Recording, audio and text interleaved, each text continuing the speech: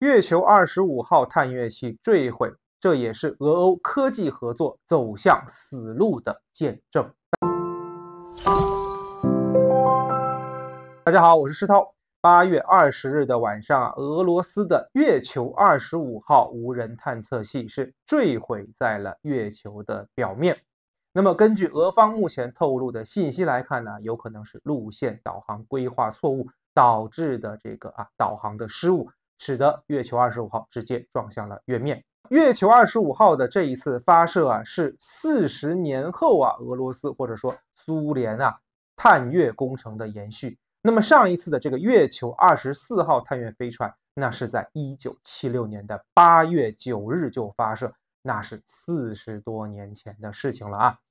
那可以说呢，俄罗斯这一次雄心勃勃地继承了苏联这个月球系列探月器的名号，但却没有实现苏联之前在月球探测上的这个荣光实际上，这一次月球25号探测器已经是一个延宕多年的这么一个月球探测计划。去年呢就已经传出了要这个发射，但是呢，由于欧盟与俄罗斯的合作发生了变数，再加上俄罗斯自己在项目管理上的一些问题呢，再次发生了这个延误。那么这一个变数正是在俄乌冲突爆发之后呢，欧盟全面的终止了与俄罗斯在科技领域的合作，这其中就包括了在月球25上一个非常关键的这么一个设备，那叫做 Pilot D 导航相机。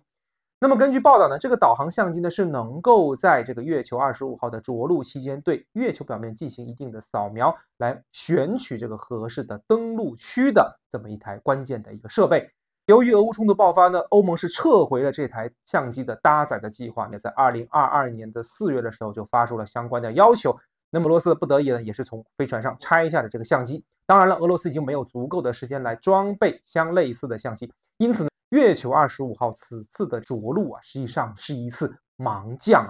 所以我们说月球25号这一次的技术水平，实际上比起最近刚发射的印度的这个月船3号只能说是不分伯仲我们都知道，月船3号是早于这个月球25号发射的他们的目标都是想要成为第一个探测月球南极水资源的这么一艘探月的飞船。但是呢，由于火箭推力的不足呢，印度的这个月船3号是走了一个更远的轨道绕得更远。那么现在呢，月船3号才刚进入到绕月轨道，要准备着陆但是虽然走得慢，印度的月船3号上却装备了相对完善的对着陆区的这个扫描的这么一个系统。虽然精度还远远比不上我们的一系列的嫦娥号的这个探月飞船，但是起码做到了对着陆区附近能够识别是不是有这个可能会导致倾覆的这个陨石坑或者大石头等等。相比之下，俄罗斯这个月球25号探月器虽然它飞得快可以实现后发先至，但是它这个也是力大专飞但实际上它上面的这个关键的这个导航相机的缺失，使得它只能是蒙着眼睛盲降在月球表面。之前呢，大家就对这个月球25号探月器这个盲降是有一点隐忧的，没想到还没达到这个降落的这一步竟然在最终这个导航的过程中就发生了问题使得它是直接撞毁在了月球表面。可以说